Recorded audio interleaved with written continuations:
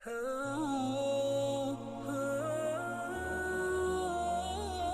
اللہ صلی اللہ علیہ وسلم ایک دن حضرت عائشہ رضی اللہ تعالی عنہا کے پاس آئے۔ اس وقت ایک عورت حضرت عائشہ رضی اللہ تعالی عنہا کے پاس بیٹھی تھی۔ آپ صلی اللہ علیہ وسلم نے دریافت کیا، یہ کون ہے؟ عرض کیا، فلاں عورت، اور اس کی نماز کے اشتیاق اور پابندی کا ذکر کیا۔ آپ صلی اللہ علیہ وسلم نے فرمایا، ٹھہر جاؤ، سن لو کہ تم پر اتنا ہی عمل واجب ہے جتنے عمل کی تمہارے اندر طاقت ہے۔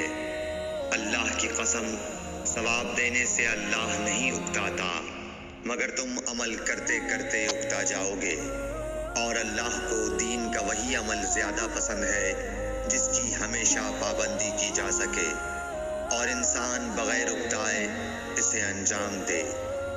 صحیح بخاری، حدیث نمبر 43۔